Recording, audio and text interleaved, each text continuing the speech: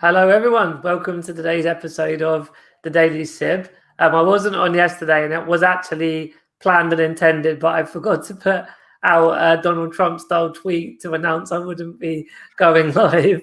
Anyway, we're back today, as usual, and we're going to be talking around accessible tourism, which I know you all know is my big passion, and we've had a couple of guests where we've talked about that in a general sense, but I'm really looking forward to going a bit more around customer service experiences. I know that Chris, my guest today, it's a big drum that he's been banging about as a key really to unlock the potential of how we do inclusion better. So first of all, Chris, thank you for joining me today. And thank you for inviting me. Great pleasure. Really pleased to be on. I feel I've made it. It's one of it like the chat show, major chat shows. When you're asked to be here, you know you've made it. So thank you.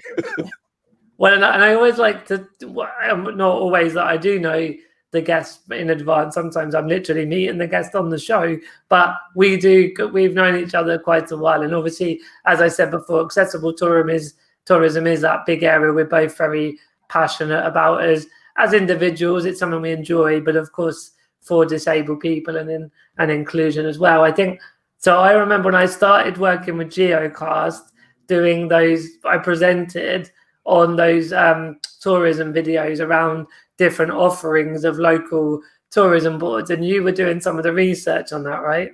That's right. So that was when we first crossed paths. I think that I remember Birmingham was the first one I did. Yeah. Is that so? That was the one you were definitely involved in, wasn't it? Yeah, I was involved in all the different shoots of doing background stuff, and some of it didn't work and did work, and I sort of had to highlight, well, actually, and of course the one popular thing that always comes up is toilets. I remember toilets being a feature of that one. yeah, we had a lot of so I learned, I'd obviously done blogging, made my own videos, but I was in a proper production team, Geocast production team, and there was GVs, is like the lingo was general views, and it was like a lot of GVs of toilets. Did you have a trailer? No, I didn't actually. It was it could have been like toilets with Martin Sibley, this kind of thing. So no, that was when we first sort of connected more on a project, and then a few years later, I was invited up by Visit Scotland to speak at their conference and to get to know them, and you were at that conference as well, right? Yeah, that's right. Yeah. I mean, that was the first time we properly sort of had a meal and a drink and sort of had a bit more of a face-to-face. Yeah, that was great. Yeah, I remember that well. So that's sort of for the viewers, that's kind of, Chris and I have had a couple of cool projects, and since then, like all sorts of collaborations. We were on the Visit England webinar the other day. So that's how we know each other. But for the viewers, Chris, could you just give a little bit of a bio background to your work around inclusion and tourism, please? Right. Okay. Well, I think I'll see from the colour of my hair that I'm of a certain age. So I spent some 22 years in the civil service until I was given the opportunity to go. And I went off and did a degree in tourism management. And that was when I had the opportunity to work with the then English Tourism Council. And I became really interested in the concept of inclusive or accessible tourism, because I was looking at the National Accessible Scheme within that. Then I was very lucky to work for 3 years with the English Tourism Council. Fantastic job. I loved it. And then in 2003, I became self-employed. I've worked on a number of different European projects through ENAT, the European Network for Accessible Tourism. Our friend Ivor. The great Ivor, who beat me to it on here. But I won't hold that against you. Yeah, he deserves that criteria, I think.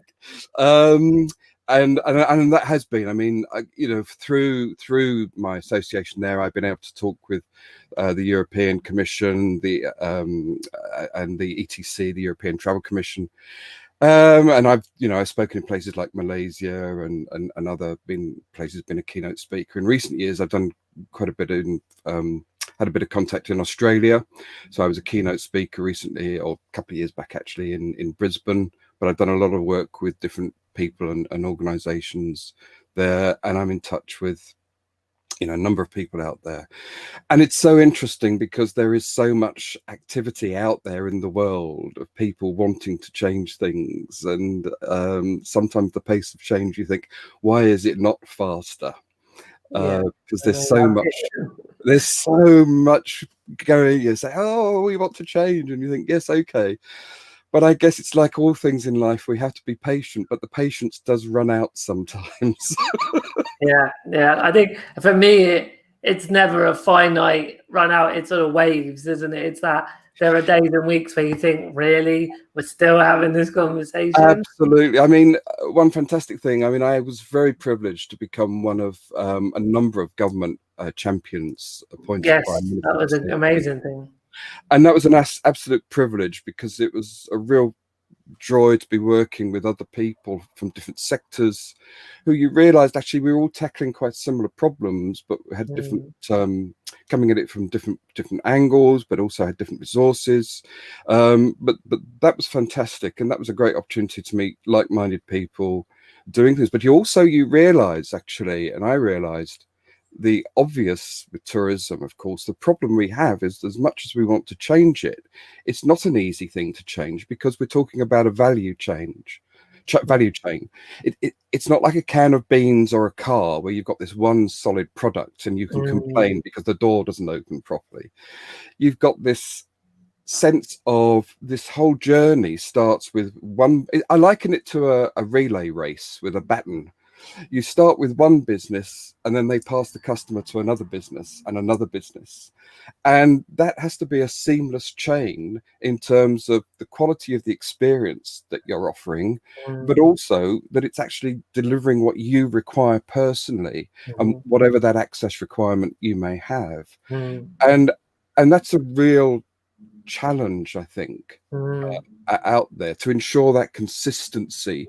I mean, it's a challenge anyway if we didn't even put in the sense of thinking about accessibility or inclusion or sustainability, just thinking about the quality of experience. But then also it becomes so subjective because what is quality? I worked with someone, Mandy Lane, who used to say, you know quality when you don't see it. Yeah, that's true. And there's a great truth in that. And accessibility when you don't see it, because again, it's a very personal thing. We use this term very widely, but what does it mean? And it has such a personal meaning, and that's the thing at the end of the day. That's a really good way of framing why it, unfortunately, but nonetheless, why it's not so simple. I mean, you say about the value chain. If you think like going on holiday, let's say Spain, because I'm obviously addicted to Spain, but you got the transport. So how you get to the airport, how you navigate through the airport, how you get on the flight, how you get to the hotel, and then you've got, is the hotel got the right access needs and requirements? So I know I blogged about being in Mallorca and said, oh, it's an accessible room, I've had a lovely time. Someone with the same disability as me went and they were like, I really struggled with getting my hoist around the room and all this kind of stuff. So, and that's not just wheelchair user, that's someone with the same actual impairment as myself, let alone what does someone who is blind or deaf or learning disability, etc., need. So yeah, it's important. I think I've learned, as much as I've come from a disabled lived experience point of view and then a bit of a activist perspective at Scope, I realized that actually we do as a community have to like help the brands to understand it and work together, rather than like just yelling that it's all bad and wrong and out of order, because it is out of order and it's wrong. Totally. No one is saying that those people that feel that way are wrong to feel that way. As a strategy, I think it's more about, okay, well, how do we break this down and how do we start to change? And I think tourist boards have tried in some places to lead, because obviously they oversee those parts of a value chain, right, Chris? Absolutely. I mean, the tourist boards, and certainly here in the UK, I mean, England, Scotland, Wales, they're all extremely supportive of this agenda. Yeah. And I mean, we've been fortunate in that there was government announced a tourism strategy just before COVID was announced, that the sector deal, which was for tourism. So they've had different deals with other sectors, and it's basically where they work in partnership. And we managed to get included in that accessibility would be addressed. And COVID is throwing that a bit, but nevertheless, that doesn't mean that there isn't the work continuing in each of the tourist boards to support. Wales produced a strategy or a plan last year, clear commitment. Visit England has a clear commitment, and Visit Scotland has a clear commitment. But of course, it's and I mean, there's loads of resources being produced out there. So I mean, any business that wants to look, there's a load of resources between the tourist boards that's out there to support businesses, and the message is clear. In some ways, what's not so clear, I think, sometimes is what are the barriers? Why is it that some businesses have picked up and run, and we're telling all this good news, but other businesses are not necessarily doing anything? Yeah. But I think sometimes that's equated in that a business that's doing, I think also we sometimes have a very negative view in that we will hear the stories of the person on the train who's had problems getting on and off from the bad hotel experiences. So, and they're appalling, and it's right to tell those stories, and it does highlight. But what we don't hear is the everyday story of the person who maybe in their wheelchair goes into a cafe and they immediately, let's just move the furniture.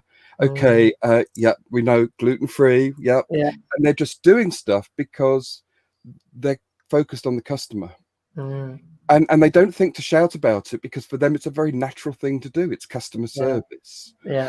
And I think we don't, and I'd love us to start to have some campaign or other for a shout out for, did you get good service today? Yes. And just shout that business out and let us know, because it's really crucial. So they may not have the access statement, they may not have always trained their staff. Those two are very key elements, and I don't want to say they're not. No, and obviously physical access as well, right? Absolutely. And I think it's a starting point. Information and training staff are two really important places to begin. But those businesses that may not have gone down that route but are already doing something, yes, we need to know. And then they should look perhaps, well, how could we improve and enhance? And a key area is information, because exactly what you were saying earlier about your planning through the value chain, how are you going to do that without information? So if you're a stranger to a place and you're looking for a great cafe, you want to know, well, do you move the furniture for me? Yes, you do. I agree. And I think partly I was thinking that I don't want to say that sadness of the human condition, because that's a very emotive. Let's keep emotion out. We're British. The angry stuff flies further, and that's what. And Rob, we got Rob Bimbler, who was on it, just saying hi Martin, hi Chris, so hi Rob, and he's saying my point exactly. We only ever hear the complainers, and I think partly Purple Goat, we're trying to help brands talk a bit more about the positives and get it out there.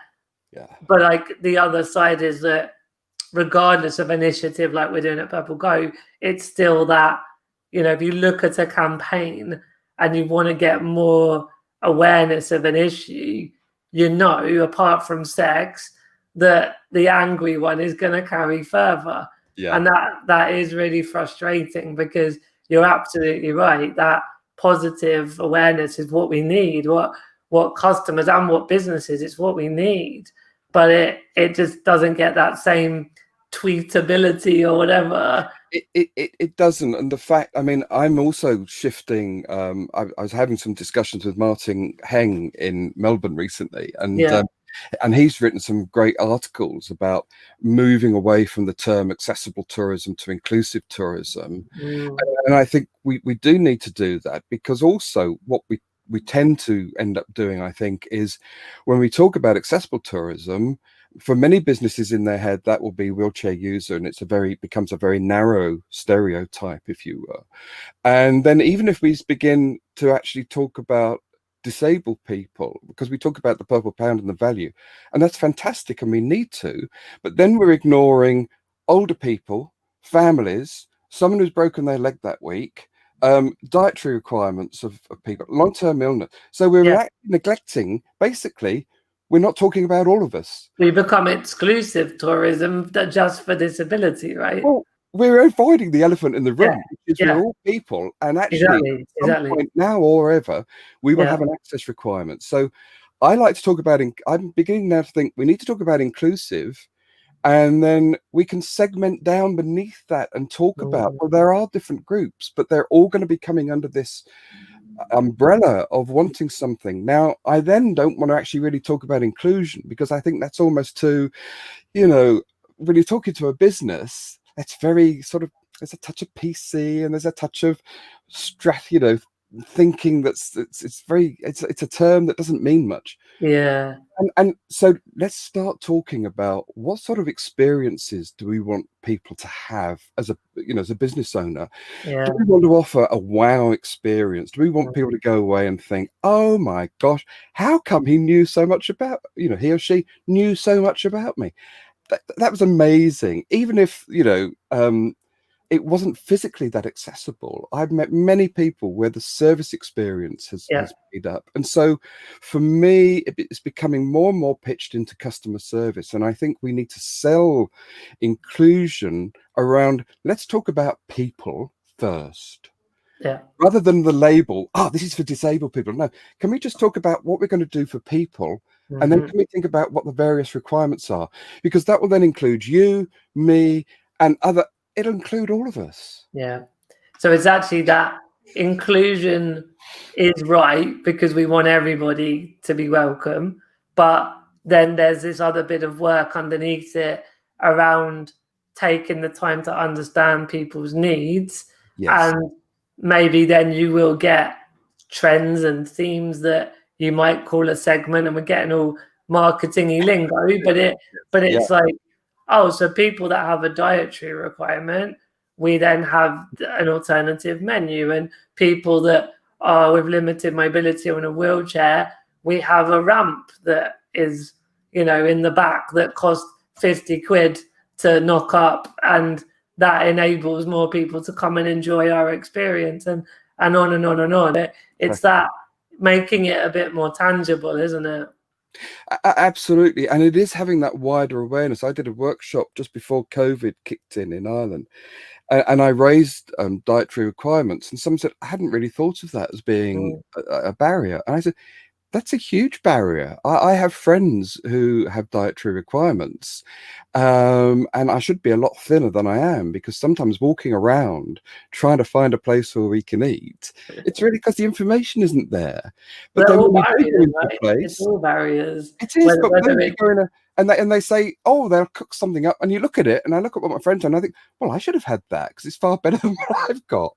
Yeah, no, it's amazing. Yeah, because when you see it, like, someone has a food intolerance, so there's a menu and a different, not different menu, but like certain parts of the menu have appropriate food ingredients. So that's, a solution. You have, your visual impairment, so you have a braille menu. And, for me, my phone is so much easier than like heavy menus and bigger cards. But you very often find that carries further benefits than just the person that you. So that I might benefit with an app because I have a physical disability, right? But then a load of people be like, yeah, actually I prefer an app to a menu that's got a bit grubby over the years anyway, And one you can't read. And half these boards, I can't read half these boards. I know, right? Because I can never spin around. I can't turn my head, so I have to spin the whole chair.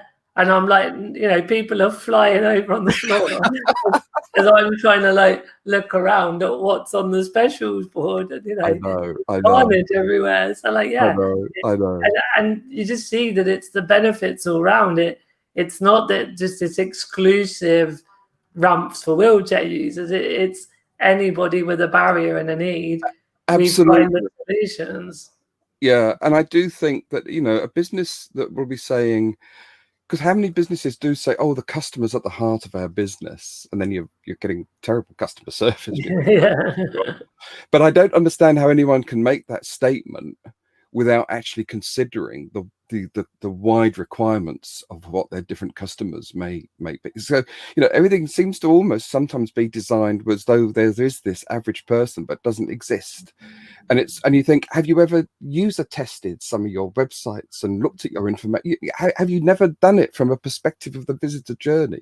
Yeah. And I don't think some of them have, but they'll go, oh, the customer's at the heart. And you're thinking, well, I'm not finding I'm very close to your heart, because I don't find it easy to navigate your website. I can't find this easily. I can't contact you easily to ask questions. I mean, these days it can be a nightmare. And again, with inclusion, if we're talking, it's great. We do need information, and I would encourage every business to produce an accessibility guide. Yeah. And I would encourage every business to produce really good photos about their premises or a video, because that can say so much. But also let us contact you. And I hate it when I go to a place where you just can't find a phone number or an email address easily. You have to go through all the FAQs and other things. And you think, I just want to speak to someone, or contact someone to send me an email back in relation to a question I may have. Yeah. Let's make it easier for customers. I know at this moment it's really difficult in many ways, but I do think there's customer service and there's customer service. Yeah, no, I agree. I mean, your point about that a wow experience, like, I've been, particularly when I've traveled to certain countries that are not as advanced as the UK with like physical access for a heavy wheelchair. So you turn up to a town centre, a city centre, and you're looking around and there's steps in all the restaurants. Like you say, like with your friends with food allergies, it's that you sort of, I burn a lot of battery on the wheelchair trying to just find somewhere that has got access. Yeah. And so, of course, the 1 or 2 or 3 that have better access are going to get my custom. But to the point about customer service, there were times where they like moved a table because there was a step onto like an outside dining area and then no ramp. But they put it in a way that it wasn't like, oh, I was sat by the bins in the far corner. We still felt we were with the ambience and we were near the other diners. Yeah. But at the end of the day, we got dinner because we're starving. But we still, and they were just lovely. Like they wanted to make the fact I couldn't get up the step. They still wanted to make our experience and our time at their restaurant good. And I really think you're onto something so powerful there. That of course we need ramps, of course we need training, of course we need access guides. That's the work we're doing day in, day out. But it's, it might be a while till every business is fully accessible in that way.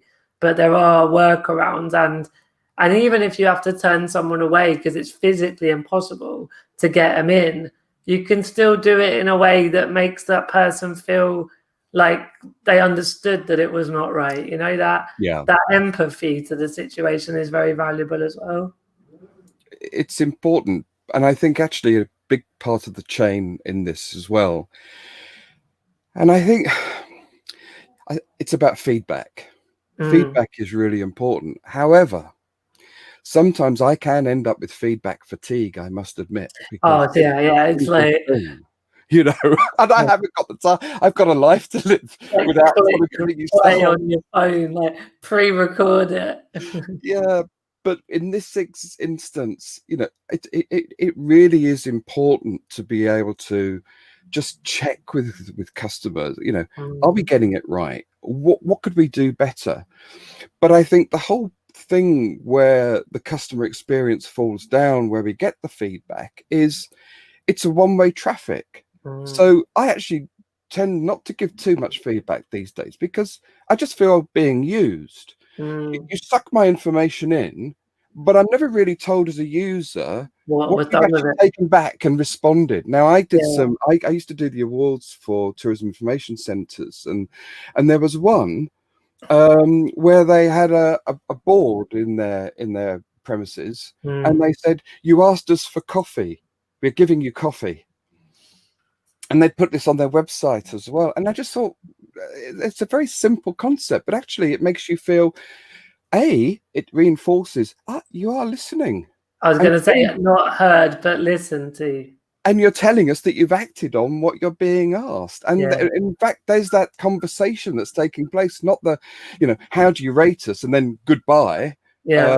And I never know, because there's some businesses I regularly leave the bad comments, and I think, well, you're never changing anything, so clearly you're not listening to me. Yeah. And so what's the point? So I don't, and there's so many businesses like that. You think, just tiny things. You could make such a big difference through small things, but you don't want to listen. Well, you don't. If you do ask the question, you don't listen, or some don't ask the question. I think I've found that sometimes the purple pound argument has helped. So I was on a job site trying to recruit a personal care assistant, and it all got a bit fiddly because I'm not a business; I'm just an individual. Yeah. And so I ended up having to have phone calls and emails just to get this job advert live. Right. And after all that, I said to the person, the customer success phone number, which I always find a bit of a funny one. I love it. Yeah, like I said, this wasn't well explained, that if you're not a business, how to circumnavigate it and not have all the issues I've had. So she said, "Oh, thank you for your feedback. We'll give it, we'll feed it in," sort of thing. Yeah. But what I then did, I got someone on LinkedIn that was more at the higher corporate level and said, "I don't know if you're aware of the market size and the potential here as a job recruitment agency, or candidate recruitment agency for jobs. But like, this was what happened to me today. And if you think of all the business you're losing because people just give up." So I spoke a week later today, this morning, to the director of sales at that company, and they are trying to feed that back in through a sort of policy level. Now, I'm not saying I've cracked it; it may get nothing, but. And so, maybe it was the purple pound, but it was maybe going to the top. That's the other point there, maybe. But as you say, we've all got lives to lead, right? We can't do this every time something goes wrong. We can't. And it is interesting, I think, as well, in terms of thinking about inclusion in the market, because I was having a chat with Carrie Ann, who you've also had as a great guest, and great blogs, and she's fantastic ambassador out there for the work that you and others are doing. It's brilliant. But we were having a great chat, but she highlighted to me that a hotel chain which had put had a hoist put in their hotel some years back, were looking at actually removing that hoist, and we actually got discussing as well, actually, we do the work of trying to get businesses on board, but how much does that permeate through to the culture of that business? In other words, how much is just invested with the person we've talked to, and action will be taken while they're there, and then as soon as they've gone, it's because it's not really, it's just something we added on or we did. And so that's another reason why I think the more that we can talk around this issue within customer service and the focus of the business, the more hopefully we can begin to change because we need to change the culture. We're talking about culture, so it shouldn't be dependent. We talk about having champions in businesses, and I totally agree with that, but the whole point needs to also be that we need to be beginning to change the culture, so we're not dependent on that champion. We're dependent on that champion for going to us, "Oh, we haven't done X, Y, and Z, and that would be a good idea." But we don't need to depend on the champion that everybody is signed up and the company is itself signed up to being inclusive. So we need someone for the nuts and bolts and just the thinking. But nevertheless, if they weren't there tomorrow, the company would not lose the ethos of wanting to be inclusive. And I think that's another area that we do need to look at more, because when I was talking to Carrie Ann, that really struck us both. I think that there is an issue out there. It's sort of like that ally and champion is the cell in an organism, and you want that what they've sort of learned from chatting to people like us to then spread through the whole organism and not just be on one cell. Absolutely. And I mean, so often that has to begin, really, it comes back to your point, it has to come from the top. Because if the chair and the board of a company or the manager or the owner of a business is not convinced, then they're not going to be able to influence and change the culture and steer that business in the direction that we want to go in. And that's why I think if we can frame the agenda far more in, can we please talk about customers? Can we talk about people? Years ago, the Disability Rights Commission had this great campaign, see the person, not the disability. And that, to me, that just resonated at the time, and it still rings through. And I say, see the customer, not the disability. Yeah. Can we please see people in all of this first and foremost, and not say, oh, we've done something that will help disabled, the disabled. You think, can we do something that's going to make it a great experience for people? Because also the point being that things are done and changed, and often they can be the focus. I mean, for example, attractions may put something in that's a very, they'll suddenly have a sign which is contrary to the usual sign, do not touch. It will please touch, because it's very tactile and it's there for those who are visually impaired or blind. And it becomes one of the most popular things, because everybody wants to touch and do, whatever. So we do something sometimes with a view to being inclusive and think, oh, that's for this group of people. And actually, we haven't realized that we've done it, and everyone loves it. I mean, I love people watching. So if I'm out and about, and it's quite interesting to watch people coming in and out of buildings, because you watch, if there's stairs and there's ramps, how many people go up the ramp? If there's a push door and an automatic door, how many people go through the automatic door? Yeah. You actually begin to realize that things we're doing for this group, actually, no, it's all of us. We love the ease of good design and good service, and that's the other important thing. I mean, design to me is a very important element. So to see someone like Ed, and I think you've talked to Ed as well. Yeah. Motion Spot. Yeah. I love Ed and the work, I mean, that Ed's doing, and thanks to Robin Shepherd and the award that he kicked off and the awareness there. But design is so crucial. Why should someone feel they're staying in a hospital in a room? It's got to be classy. It's got to. Can we come back? It's the wow factor. It's got to be, and that's got to be a room that's attractive for anyone to be able to use. So again, it's marketable. You can make money out of it. Yeah, it's a win-win. Yeah. All right, I'm gonna have to wrap up in a couple of minutes, Chris. Okay, I talk too much. No. It's we know we're going a bit longer, but I've got someone else I've got to get on to in a moment. But I just want to go through the comments as well, because there's quite a few comments coming in. So Gavin saying, too many times when a brand has done what I hear, they should be doing it anyway. And he put, hell yes, I'll join you at the barricades. Power. And Rob, I like that inclusive tourism does what it says on the tin. Brilliant. Gavin, you can see menus before you turn up, and indeed you can pay for food before you turn up. It's so obvious that this is the next step for everyone. Universal design. Yeah, we love it. Universal design and service. Yeah, and service with a smile. Yep, with a smile, definitely. Neha, oh goodness, just saw Chris on the Daily Show. So good to see you. Oh, we love her. She's doing great work in India. Absolutely phenomenal stuff. Yeah. Rob, so that means I am being excluded rather than discriminated against, which I think is softer and less confrontational. Absolutely. I think people are being excluded. I don't think it's a conscious thing. I think businesses are not consciously discriminating necessarily. They're just excluding so many of us. Yeah, agreed.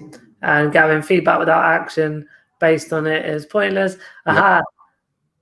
And Peter, dear Facebook, I need more like thumbs. Absolutely. Good to see you, Peter. Nice. That was another thing we did recently, Chris, was the rural accessible tourism roundtable. Yep. There's lots of work going on in Europe around still, and Visit Flanders with Peter. I mean, they're doing some great work out there. Definitely. Well, listen, last couple of minutes, just sort of, what's happening in the future? What are you working on? How can people galvanize around anything that you're doing as well? Well, I mean, I do bang my drum really around customer service, I suppose. I mean, I've not got the champion role anymore. I've been working with Tourism for All as a charity. I'm still linked with ENAT. I mean, just talking to you, I realized one thing that would be great is whether we could begin to try and get more shout outs about positive experiences and get people to share, good businesses that they've been to. And I don't quite know. you're the guy with the ideas and how we do these things, but you've got enough on your plate probably. You fired something off in my mind, because it's no, it very much fits in Purple Goat's wheelhouse, that sort of thing. So let's explore some of that another time. Because I think you're right. There's something needed there. I think that's powerful, because we need to, as Rob was saying, you know, we get the complaints, and I appreciate the complaints, and people need to, and get, because that's the last course, you know, what does it take? Yeah. But we're slow sometimes to get the good experiences, and we need to encourage people out there that want to bring about change. Yep, share the good experiences, because that's also how we're going to achieve change, by sharing the good experiences. Yeah, well, there's a lot of familiar faces and allies and friends on the call commenting. I know that this gets it never, on the thing at the top left, it never shows the LinkedIn viewership, but also as the day goes on, it's getting thousands of views over 24, 48 hours. So I think for me, like, there's so many important things we've shared on the Daily Sib, but I really think this customer service narrative is something that it joins all the dots. And as Rob said, it doesn't have to be confrontational. No. It's just, let's be inclusive and give everyone a good experience, which I think is phenomenal. Absolutely. I think that there's power in that. And I think businesses understand that language as well. Because that's what we need to do. We need to talk in business language. And if I can finally say, one of the things I do talk about is, you know, not necessarily to see accessibility as an end to in itself. Because, you know, we'll talk about the value of the pound, the purple pound, and the numbers, and that's great, and there's validity in that. But what I'm trying to encourage businesses to think about as well is actually think about your business aims and your objectives. What are you trying to achieve? You might want to create a USP. You might want to be a bit more competitive. You might want to improve the quality of your experience. You might want to contribute more back to the local community, etc., etc. Thinking about inclusion can actually contribute to so many business aims, and yet it's not even on the radar, probably because it's thought of as this single thing: we should serve more disabled people, and there's the value of the market, rather than thinking of it in this more broader customer service space of, if we improve our customer service and widen that customer service, what can that do for our business objectives? And I've reeled off a number there, and there are probably more. So it's about coming at it from a very different angle, and thinking about the power. To me, this is one of the most powerful and exciting areas of business development out there. You know, there's so much, you know, how many people are tapping into all the usual stuff? Well, hey, this is a secret we shouldn't be sharing, I guess, but this is, you know, this to me is something that could really help businesses, and especially going forward when many businesses are going to look to rebuild, refocus, and get more customers in. How can you not want to be inclusive? Exactly. Yeah. So it's no-brainer, Chris. It's a no-brainer. That's what I feel. Mary says, I believe in the responsibility of all to be inclusive. If it comes from the top, even better. But it is at every level to take responsibility. Solve for one, extend to many. Totally agree with them. It's a great one. Yeah. Great. Well, where can people follow you online, Chris? I have a LinkedIn account and I have a Twitter account, so they can check me out there. I still have a Facebook account, but I don't use the Facebook anymore on a political basis. Oh yeah, of course, I got you. All right, well, listen, thank you so much for today. Thank you for the invite. Get you on. It should have been sooner, but better. No, I'm not going to hold it against you at all that I've been down the list and you put others before me. I know where I stand. I'm off the Christmas card list. You'll still get a Christmas card. All right, and thanks so much for inviting me on. It's been a real pleasure. No, likewise, and keep banging that drum. It's a really important one. And let's talk more and see what we can do together. Hopefully, any way I can help, let me know.